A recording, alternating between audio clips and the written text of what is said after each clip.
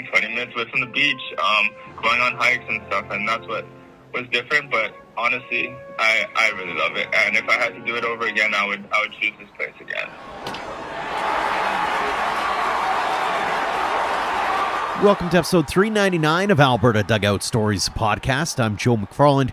School is almost out for the kids, and that means summer is officially here. We also have a boatload of baseball coming in the weeks ahead and plenty of news to get to, having missed our usual news segments the last couple of weeks. So let's get you all caught up, and we'll start in the big leagues. Edmonton's Eric Sabrowski is back after nearly a month on the IL. He's made a couple of relief appearances over the last few days in Cleveland, allowing 3 runs on 3 hits and a walk while striking out 2. He's now 2-1 with a 2.86 ERA in 27 appearances, striking out 41. Calgary's Michael Soroka has landed on the 15-day IL with a glute strain. He's been outstanding this season in Arizona, going 8-3 with a 3.07 ERA in 15 games, striking out 79. That move came after a start last Friday where he only lasted an inning. Dawgs product Tristan Peters continues to have a very solid rookie season with the White Sox. He's hitting .286 with 3 homers, 24 RBI, and 4 stolen bases in 75 games. Of note, Peters is also sitting 19th in all of the big leagues in doubles with 17. And it's been a while since we last checked in on former Dog and Edmonton prospect Cody Funderburk. The Minnesota Twins hurler is 1-1 with a 3.44 ERA in 21 appearances, boasting a save and 10 whiffs. In the minors, might as well check in on the talk of the town all season, and that's been Eric Hartman. He keeps rolling up the prospects rankings as he inches closer and closer to a 2030 season. And remember, it's still June. The former Dog is hitting .302 with 18 homers, 47 RBI, and 29 stolen bases in 65 games with the High A Rome Emperors. St. Joe's grad and Sylvan Lake Gulls alum Nathan Flewelling has been hitting it hard again lately. He's boosted his average back up to .261 on the season with 12 homers, 37 RBI, and 4 stolen bases in 61 games with the High A Bowling Green Hot Rods. Also in High A, Saskatoon-born Avery Owusu-Asidu is lighting up the base paths with the Hillsborough Hops. He's hitting .171 with 6 homers, 16 RBI, and 16 stolen bases in 60 games. It's been a long while since we last checked in with Lloydminster native and Dogs grad Justin King. The converted pitcher has split the season between Miami's AA and AAA squads, putting together an overall record of 3-0 with a 5.48 ERA. He also has 37 strikeouts in 20 relief appearances. And also in AAA, good to check in on Vauxhall grad Adam Mako. The Blue Jays prospect was outstanding in his 12 appearances with the big league squad before being sent back down to Buffalo in AAA because of the logjam of pitchers coming back from injury. Since his return to the Bisons, Mako has made 4 appearances, allowing 3 runs on 8 hits and 2 walks while striking out 6 in 3 2/3. To the WCBL we go, and as mentioned, we won't go through the game by game every week because things do change every single day. I will say the Okotoks Dawgs have retained top spot in the league's power rankings this week, with Moose Jaw and Lethbridge nipping at their heels. The SaskTel Saskatchewan Player of the Week was Regina hurler Kagan Baker, while the Village Brewery Alberta Player of the Week was Blake Dale of the Medicine Hat Mavericks. Don't forget, for all your WCBL news and notes every week, check out the WCBL report on YouTube, which features myself and Clark Monroe. Additionally, we have a couple of the big performers from the past few weeks coming up on this show with Swift Current slugger Jake Hiromoto and Okotoks reliever Wyatt Sadleir. In other news around these parts, a big shout out to Red Deer native and Lethbridge Bulls alum Carter Clairhout as he's going semi-pro. After an outstanding year at Bellevue University where he's won all kinds of awards and recognitions, he's signed on with the Ottawa Titans of the Frontier League. He'll be joining fellow Bulls alum Jack Kaliski and former Moose Jaw head coach Eric Marriott. Things are starting to come together for the road to Okotoks. The schedule has officially been released with 4 4-team pools. The Morneau Cup draft is set for tonight, being Thursday, where teams can take 3 players from teams that did not come out of the qualifiers. And the broadcast schedule is getting set through HN Live, and yes, I've heard I'll have a role to play there, so stay tuned for more on that. A shift of venue for the Blue Jays Academy Canadian Future Showcase. Because of a scheduling conflict at Rogers Centre, the annual showcase will happen September 17th to 20th at Rogers Field at Nat Bailey Stadium in Vancouver. We should start seeing invites and other details coming out in the weeks ahead. Speaking of Blue Jays Academy, the annual summer programming schedule has arrived, and Alberta will host a few days worth of events. July 14th to 17th on the calendars will see events held in Edmonton, St. Albert, Lacombe, Calgary, Strathmore, and Stettler. In the Saskatchewan Premier Baseball League's 18U AAA standings, the Saskatoon Diamondbacks, Saskatoon Giants, and White Butte Broncos all have 13 wins apiece, with the Diamondbacks having just 2 losses while the others have more. The Regina Athletics sit 4th at 12-6. In the Baseball Alberta Elite League, the Parkland Twins remain atop the standings with a 16-1 record. The Weber Wildcats sit 2nd at 14-8. Then it's a bit of a logjam with the Calgary Cubs, St. Albert Cardinals, Red Deer Rangers, and Black Gold 47s all having between 10 and 14 wins apiece, although some have more losses than others. In the Baseball Alberta Girls League, the Fort McMurray Oil Giants sit at the top of the 5-team circuit with a 9-1 record. And we'll wrap the news up with a plethora of commitments and college movements. Dawgs Academy products AJ Rogers and Josh Mills have decommitted from the University of Houston after coaching changes there. They're going to be moving to Coastal Carolina University. Going Yard and Athics product Lucas Chappelle heads to Three Rivers College. Parkland Twins hurler Luke Mahar will go to Big Bend Community College. Athics hurler Lucas Gensler has earned a spot at USC Lancaster. And Going Yard utility man Caden Colburn will study at Williston State College. From a CCBC perspective, Isaac Jones of Athics will join Okanagan College. Going Yard's Jackson Wojcichin heads to Vancouver Island University. And Martin Academy's Chase Ruker heads to Victoria Collegiate. That's going to do it for the news, and when we come back, it's the guest portion of the show, starting with one of Team Alberta's athletes for the 19U Women's National Championships in Saskatoon, which is set for later on this summer. That's next on Alberta Dugout Stories, the podcast. The road to Okotoks gets you back in that mindset of what's truly important, and that's the name on the front rather than the name on the back. And you're going to see players get better and better, with this type of championship. A tournament like this will help popularize baseball even more. I think every scout's going to be able to come and see the best kids from across the country. The aspiration of getting Okotoks and the journey of the road to Okotoks is going to toughen these kids competitively. They're going to understand what it means to play for teammates. Like, if you want to win something, you got to learn how to work as a team and do it early. So it's going to be really, really huge. Get your tickets at theroadtookotoks.ca. Welcome back to the show, and we head to the world of Baseball Alberta, where the teams have been announced for the upcoming 14U, 16U, and 19U championships. The 14U Westerns will be in Manitoba, the 16U Nationals head to New Brunswick, and the 19U tournament is set for Saskatoon. A player who has repped Alberta on a few occasions is Natalie Kerr. The Airdrie native and Foothills Fury fastball product is excited for another opportunity to also potentially capture the attention of national team coaches before she heads south to play softball for the University of Lethbridge Pronghorns. Natalie, welcome to the show. Thanks so much for joining us. Thank you so much for having me. You will once again be representing Alberta in a national championship. What goes through your mind when you get that call or that email saying, hey, you're going to be wearing the blue and gold again? It's just kind of like a relief. I'm so excited to get to play with them, and it's just such an honor to be part of this group for so long.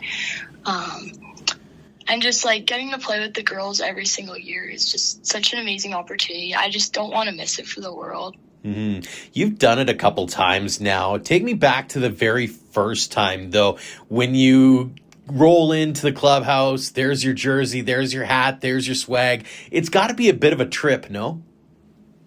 Yeah, it was so exciting. I remember crying when I got the email saying I was on the roster. It was so cool to be part of something so big like this. Mm-hmm. You mentioned the roster, and you mentioned the fact that there's a few familiar names. You've played with a lot of these teammates in the past. When you look at that roster sheet, what do you see? Are you scrappy? Are you pitching loaded? Do you have big bats? What's the team philosophy? I feel like all the girls that I've played with, coming up from 14U, just our big 08 group, everyone hits so well. Everyone has such a big arm. It's just such a great roster to have.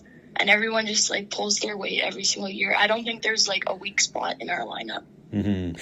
Last year's team, I've heard from a few people saying, hey, you were a bit on the younger side. This year, you're all together, you're coming together, and hey, you're all a year older. What do you take from those past experiences that you hope maybe will allow for a few more W's this time around? Last year, every 2 years, we have kind of like our younger group. We struggle a little bit more, but when that group comes back together, it's so much stronger. And just like looking back at last year, we can kind of see like maybe our pitching needed to develop a little bit. Mm-hmm. For yourself, do you have any personal goals or expectations going into Saskatoon? Going into Saskatoon, I'm just looking to hit, like just get on base as much as I can, just be part of the team, do a job. What would it mean to you to bring home a gold medal with Team Alberta? That would mean everything to me. Beyond that, obviously, your eyes are probably on that national team as well. And getting to that point, has that thought crossed your mind first off? And second off, what would it mean to you to rep your country at some point down the line here? That would be crazy to represent my country. That would be amazing. Of course, I feel like every girl who's played with Team Alberta, even younger girls who haven't had the chance yet, everyone wants to have that chance to represent their country. That's such a big honor. Yeah, it's just something I want to work towards. You have a few players on that team and you've been able to learn with some players on that team who've done it in the past. You've got some mentors. You know, you look at the Madison Willens who've done it before. You look at the Caitlin Rosses who've done it before. A few others to name, a few Cassie Matlocks. What do you learn from them? What are the things that you kind of look to glean from them maybe so that you can maybe achieve that goal down the road? Just their confidence. Their confidence on the field is something to look at. Just playing with them, they're so calm and they just know what they're doing and they don't doubt themselves one bit. Mm-hmm. Let's get in your baseball past here a little bit. Originally from Airdrie, how did you get into baseball in the first place? Well, I have two brothers. One's a twin, one's older, and my parents just kind of put us all into baseball, so it was a little bit easier for them. And then I never wanted to switch to softball. I just loved baseball. So we played with Airdrie Little League for a little bit. And then I went off to Airdrie Stars, as they took on their first year, their pilot year. And then, of course, I found out about the girls program. So I went to try out for that. Very cool. What was that like being a part of something new like the Stars? Because I know it's been in the works for a while, and getting a chance to actually see it come to fruition, it's got to be pretty special. Yeah, it was a little bit confusing at first, but the Stars program has like grown quite a bit. I try and help coach when I can, but the managers and everything, they're all super kind and they just want what's best for the kids. Yeah, it's just amazing to see that program grow. For sure. Were you a multi-sport kid growing up, or was it all baseball all the time? I did a bit of skiing in the winter, soccer, volleyball, track, basketball, a little bit of everything. Very cool. What was it about baseball that made you go, I want to chase that dream? I'm not quite sure. I don't know. I just love the community. I just love the game. I don't know. Very cool. Did you have a favorite team or player growing up? Definitely the Blue Jays. I feel like my favorite players fluctuate based on how they're doing. That sounds so like me. I definitely am like, oh, Ernie's my boy this year, and then it's like, oh, Ernie's not in a good spot. Vladdy, how you doing? Yeah, I've gone down that rabbit hole and do it for way too long. When did it turn for you when you went from, hey, this is a fun game, I enjoy it, to, hey, maybe this is something I can pursue and maybe I can have some bigger aspirations for it? Probably when I made Team Alberta for the first time. I felt like maybe this is not just house league anymore. Like maybe this is what I want to keep doing. Not only are you playing baseball, but you're also going to be heading down to Lethbridge in the fall for your first year with the Pronghorns. I mean, tell me a little bit about, first off, the opportunity to continue playing the game at a level like that. And beyond that is, I'd love to get into the mindset piece for a second, because the difference between baseball and fastball has got to be a little different, no? Yeah, absolutely. Fastball is such a different game. It's so fast and so, like, just you got to be quick with everything. It's so entertaining, and I love the switch, but I also do love baseball and just can't give that up quite yet. For sure. How excited are you to head down to the bridge in just a few weeks here? So excited. The girls are amazing. The coaching is awesome. The program is just wonderful. When you look back on the young career to this point, do you have a favorite memory or a moment that really stands out to you where you had to take that step back and go, all right, this is pretty cool? I think when I was in Airdrie Little League and I was playing in juniors, I was probably 13 at the time, and I got to pitch in our gold medal game. I had a couple strikeouts, and we ended up winning that. That is pretty stellar. On the flip side, we all know baseball is a game of failure. What's the biggest challenge or hurdle that you've overcome that you're super proud of yourself for being able to do it? Probably just battling with my arm for quite some time. I have some medical issues with it I was born with, and just a lot of pain, and like I just had to do a bunch of physio and stuff, and there's a couple surgeries. Just getting over that and like kind of switching my mindset about like I just have to push through it and I have to keep going and I can't give up. Give us a little bit of the background. What's the condition, if you don't mind, and walk me through some of the recuperation and some of the mindset stuff that has allowed you to continue to persevere and achieve what you have so far. Yeah, so I was born without the ulnar groove, so my ulnar nerve sits on top of my arm. And I started having symptoms when I was about 13, and I had symptoms until I was about 16, 17, and then I had surgery for it. And I had to relearn how to move my arm and like throw and everything and grab things. And then I got hit by a car, which kind of set things back a little bit in my recovery process. Yeah.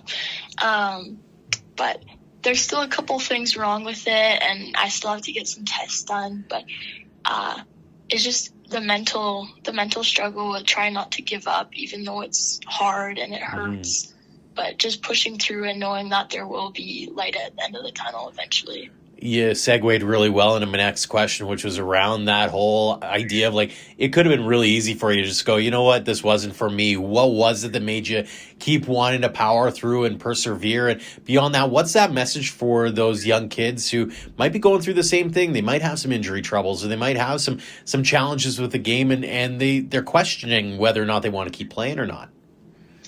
Yeah, so there's always gonna be times where it's like, I just want to quit. I just want to give up. But like the relationships that I had built and like the friends that I wanted to keep playing for, and the communities that I kept wanting to be a part of, like that was just more important to me than the pain.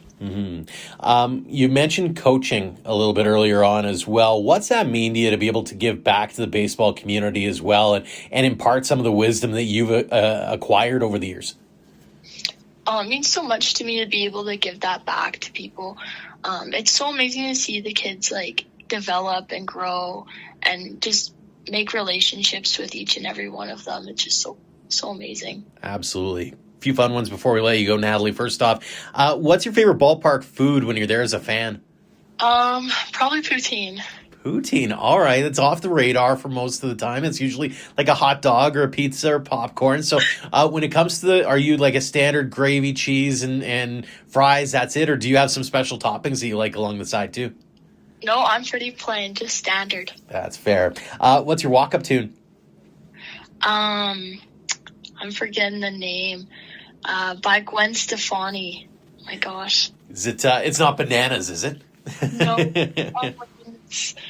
I can't even remember it. I'm so sorry. That's all good. That is all good. Gwen Stefani, hey, you know what? If you're a No Doubt fan or when she's doing her solo stuff, it is all good. And finally, if you weren't playing baseball, what would you be chasing?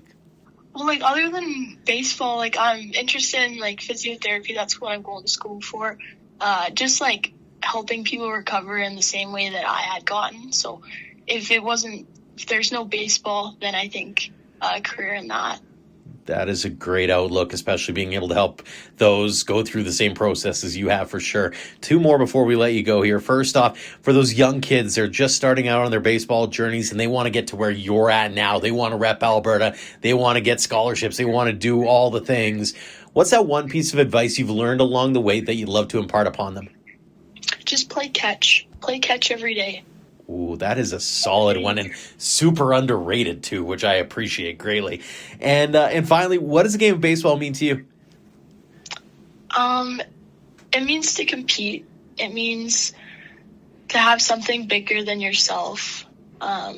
You're part of a team. It's not just you. Even though it is you up to bat, even though it is you fielding that ground ball, you're part of so much more. Mm-hmm. Well, it's been an honor getting a chance to hear a little bit about your story and your journey in the game. Congratulations on the Team Alberta nod. Congratulations on all the success you've had at this point. Continued success as you go about your baseball journey. And again, thank you so much for joining us here on the show. Thank you so much for having me. We'll take one more break here on the show, and when we come back, we'll head to the WCBL for a pair of fantastic conversations. This is Alberta Dugout Stories, the podcast. Want to get your business or organization noticed on the top baseball podcast in Western Canada? Have a big sale going on or an event you'd like to promote? Drop me a line at joe@albertadugoutstories.com and let's talk about elevating your brand here on the show. Jump.ca is your SaskTel authorized dealer and a proud supporter of Saskatchewan Dugout Stories. Jump.ca has all your bases covered with SaskTel wireless, internet, TV, and home security services. Bring it all together at one of their 18 Jump.ca stores across Saskatchewan. Jump.ca, your SaskTel authorized dealer. Welcome back to the show, and our next guest this week is a player who, if he keeps this pace up, might be in the conversation for the WCBL's MVP by the end of the summer. Jake Hiromoto is among the league leaders in virtually every stat category, including average, on-base, OPS, hits, doubles, homers, RBI, and he's even swiped a couple of bases to boot for the Swift Current 57s.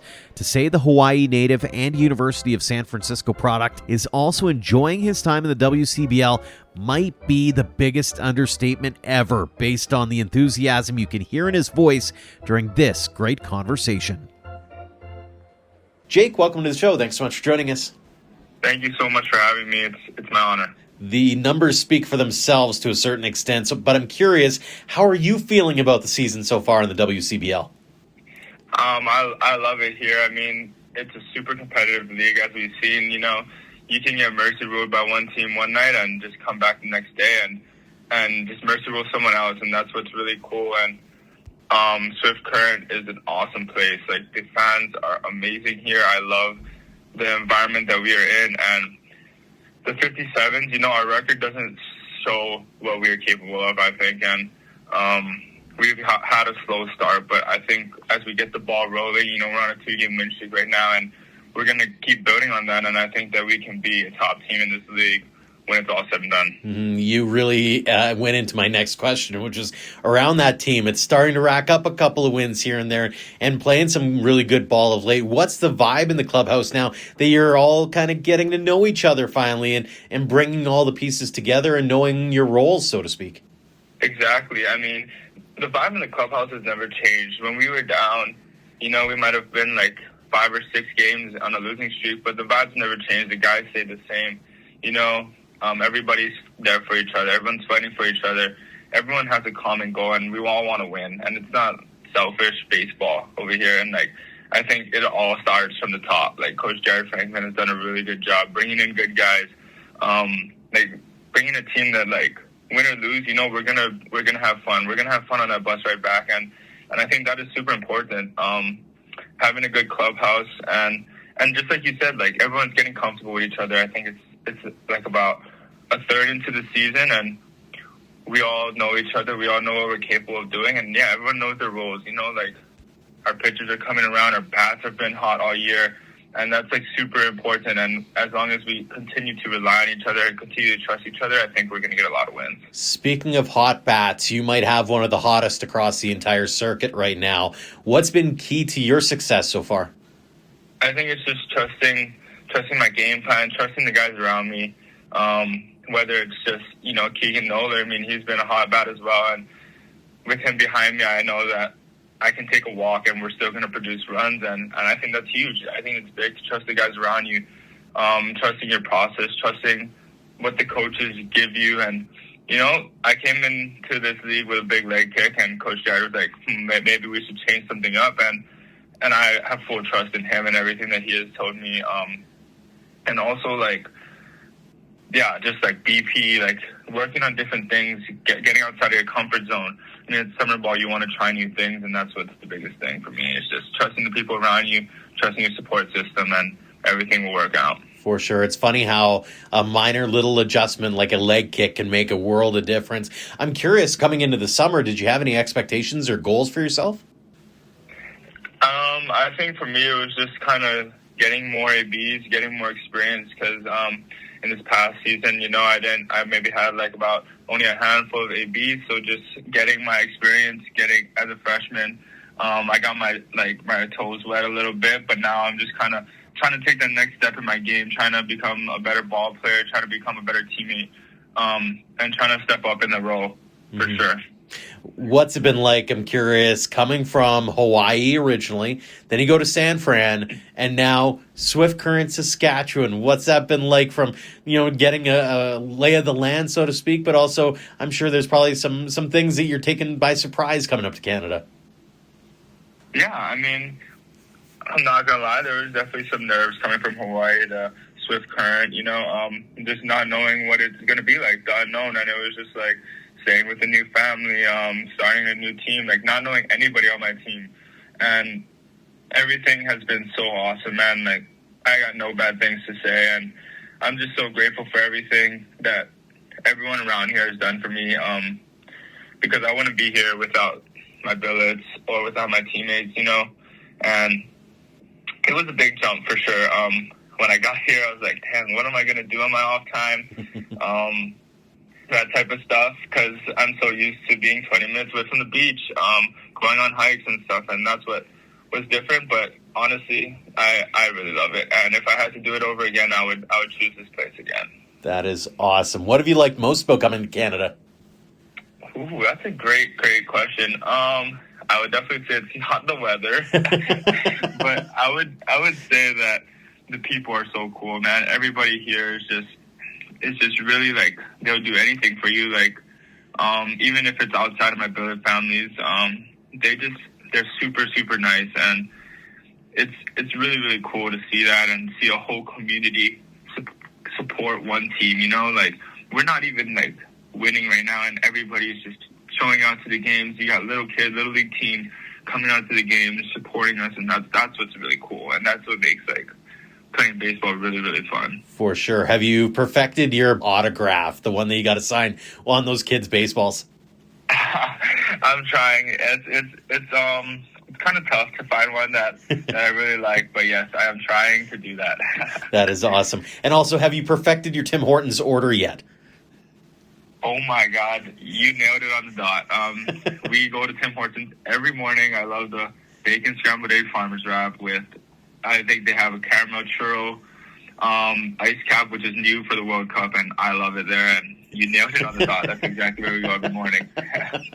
That is, it's such a Canadian thing. On the weather front, I will say it has been wetter than we're normally seeing across the prairies right now. This isn't where we're kind of confused as to what's going on. Did we move to the West Coast? We have no idea. Anyways, that being said, what would it mean to you to be able to not just win a WCBL championship, but even just to get the 57s back into that conversation, because they were a juggernaut for a few years there, and since the pandemic, it's been a bit of a challenge. So what would it mean to you to maybe bring that team back into a spot where they're contending and potentially winning a championship?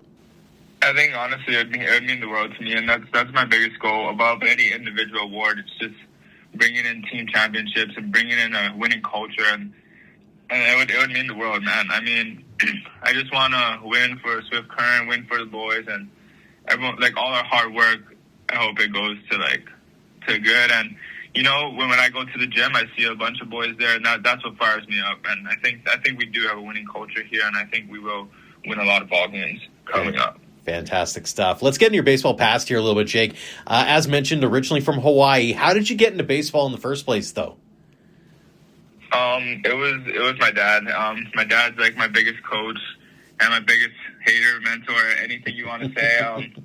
He's been there for me, and I started at 5 years old, and I played baseball all growing up. I played in Hawaii, and I played for GBG and a bunch of other teams playing summer ball. I would travel to Arizona in the summer, Georgia, like pretty much any big tournament you would name. And I was originally committed to LMU my sophomore and junior year, which is Loyola Marymount in LA. And then I got my offer pulled, which was a big turning point in my life. I think it just made me more grateful, made me work harder. And then I committed to University of San Francisco, which I was very grateful for. They picked me up late before my senior year, and that's a perfect fit, man. Like, I love it over there. The coaches are really good. Shout out to Coach Tomo and all the rest of the coaches over there. But San Francisco, I mean, it's a big city.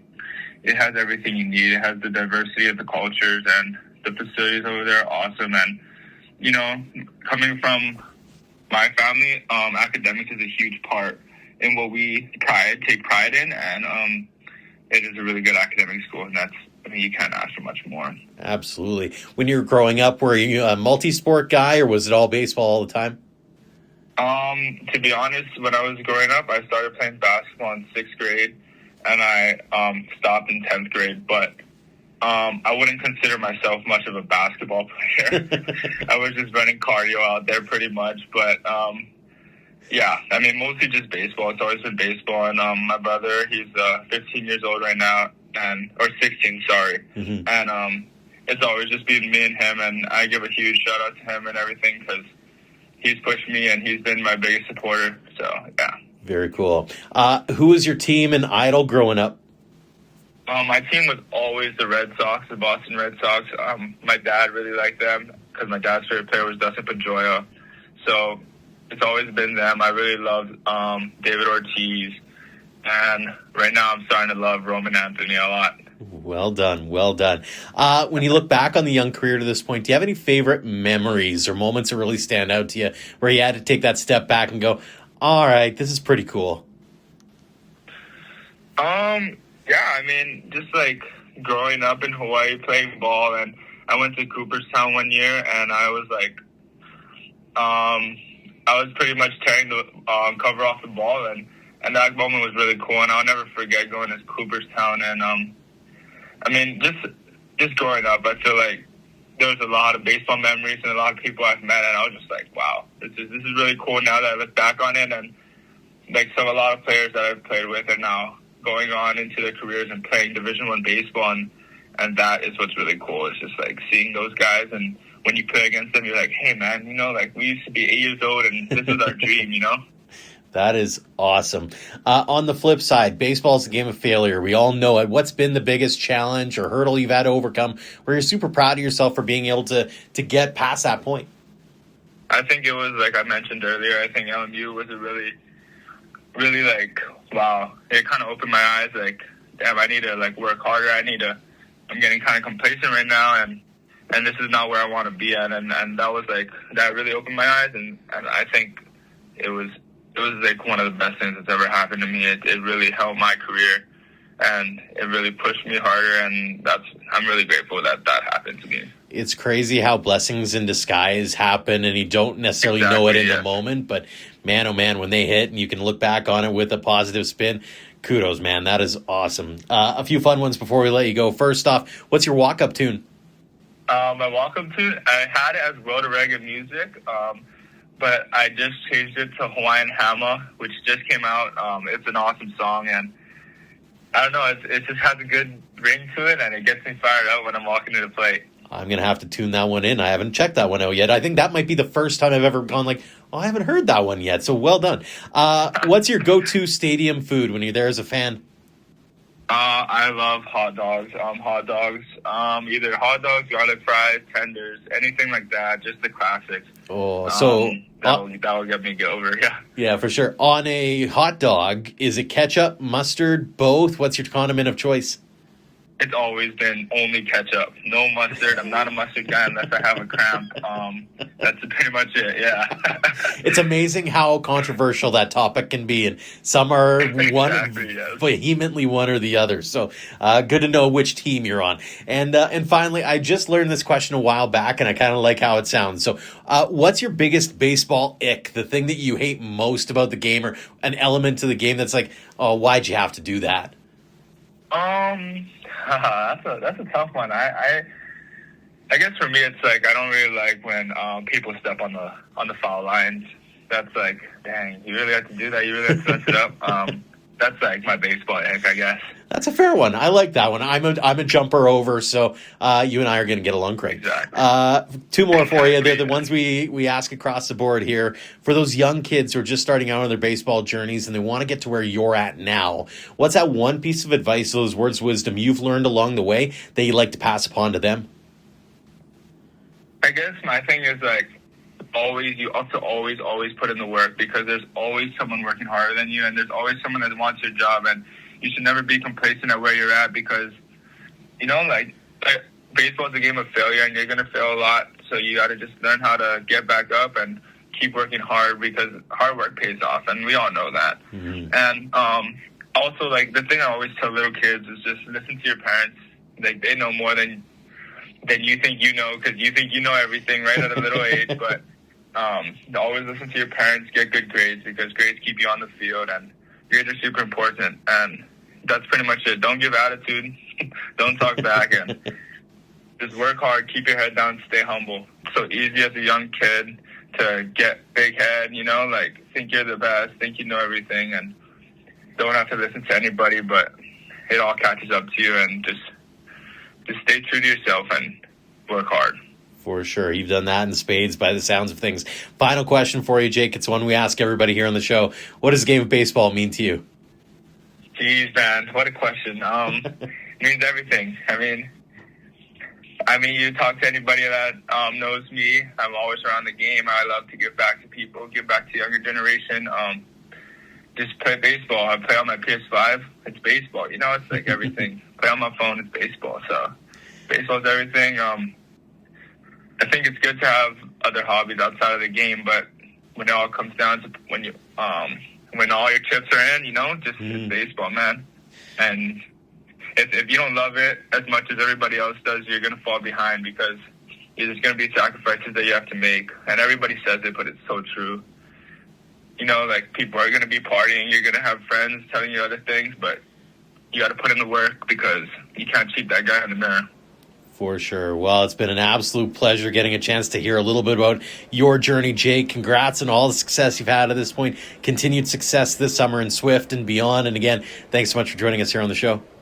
Thank you so much for having me. It's been my honor, and I'm so grateful to have this, and go 57.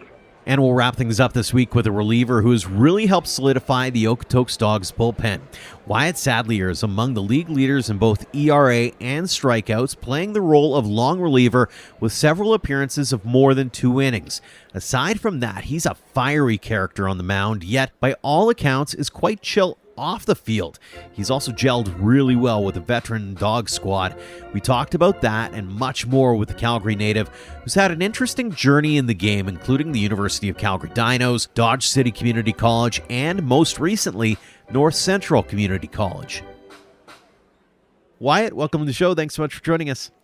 Yeah, perfect. Glad to be on. The Okotoks Dawgs off to a great start this season. What's the vibe in the room right now? Pretty good, pretty upbeat. Being first, obviously helps, and it's fun to win a lot of baseball games, so pretty positive right now. What's been the key to success in the early going in your eyes? I think just playing all around good baseball, like our lineup, just our offense, every game they're going out there and they're putting up 10 runs, like that's pretty, as a pitcher, it gives you a lot of confidence just to go out there and not worry about giving up hits or whatever, because your offense has your back.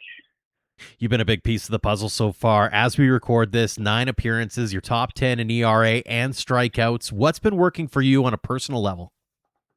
I think just trusting what our catcher calls, and honestly, just trying to throw strikes, like just trying to hit a bat and get something to put in play. It's a wood bat league, so I'm not too worried about, guys teeing off or anyone in home runs or anything like that. So probably just trying to, pound the strike zone. Have you surprised yourself at all a little bit, given especially walking in as a bit of an unknown commodity in that dugout? Maybe a little bit, yeah. I think, if you asked me at the start of the season if this was where I'd be, I don't know if I'd say yes, but it's good to be pitching well, and I'm not surprised now. Mm. This is a pretty veteran-laden group too, and we talked about this a little bit off air. Lots of those guys have been around for a while here. How have you been able to maybe insert yourself into that group so seamlessly? Yeah, a lot of veteran guys, a lot of D1 guys as well. So I kind of just watch how they go about their day. For the pitching staff, I watch how the D1 guys kind of warm up and take care of themselves, and I kind of just try and model that a little bit and incorporate that into what I do when I'm at the field. Mm-hmm. How cool is it getting to be close to home as well? You're a Calgary kid, so you get to have your dad and family friends around the ballpark every night if you want to. Yeah, really cool. It's pretty cool having friends, text me and be like, hey, can we get 2 tickets for, a game next week or something like that. And then my parents don't get to see me pitch much, obviously, when I'm down in the States. So it's cool that they can kind of just come to a game whenever and see me throw. You and I were also talking off air a little bit, was watching a couple of your social clips, and I had to took notice of the fact you were fired up after a couple of strikeouts. Is that something that naturally comes to you, or are you kind of laid back for the most part? Yeah, I mean, pitching in front of obviously 5,000 fans is a pretty wicked experience, and I like to think that when they see me get fired up, they enjoy it too. They enjoy seeing that more. So I kind of just go out there with like a little intensity and get fired up. For sure. As you head into the next 6 weeks or so, what's been the message in the room? What are the things that you guys are talking about as a group to make sure you keep this roll going? Just staying consistent as a pitching staff. Probably we don't want to, fall behind in counts. We want to just be aggressive and attack hitters, and just keep doing what we've been doing so far. Like we're 14 or 15-6 now, so pretty good start to the season. Absolutely. What would it mean to you to win or help the Dogs win a WCBL championship? That would be really cool. I remember coming to a lot of Dogs games when I was a little kid and seeing, on social media that they won, the WCBL. So being able to just add my name to that list and get a ring would be an unreal experience. For sure. Speaking of growing up, let's get in your baseball past here a little bit. Wyatt, you're a Calgary product, as mentioned. How'd you get into baseball in the first place?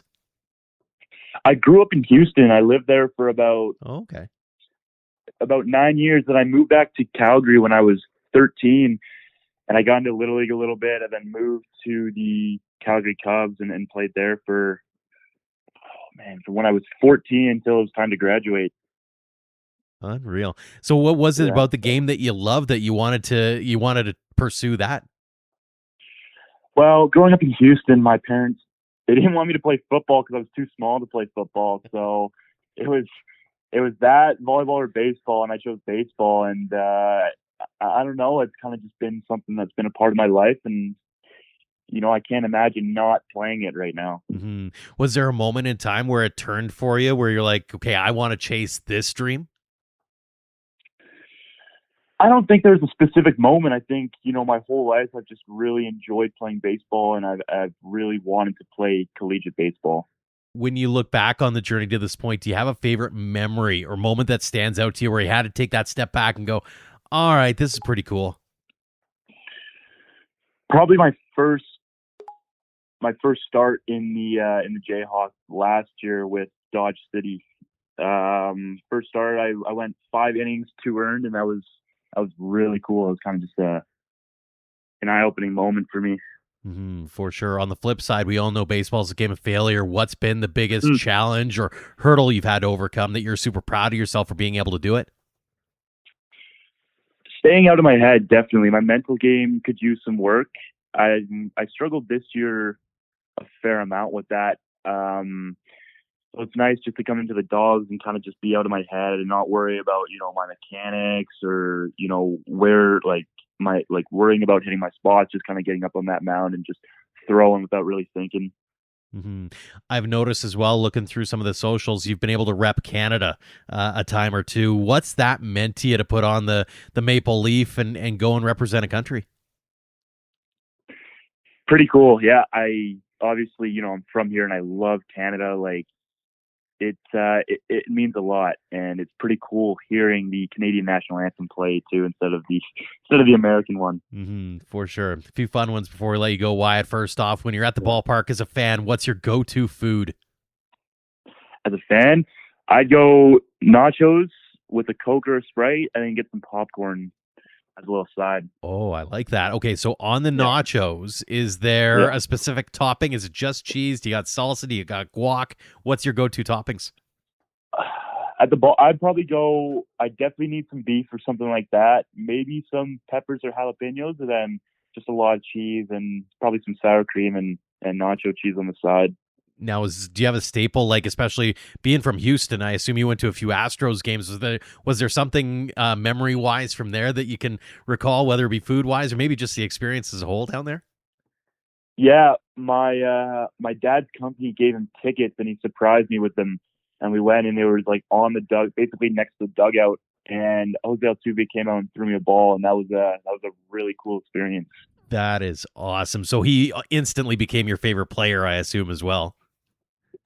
For the time being, yeah. For the time being, until I realized I was a Jays fan, yeah. Oh, fair enough. So who's your go-to dude? Yeah, 100% Derek Jeter. I wore the number 2 for 8 or 9 years playing baseball. I was obsessed with him for the longest time.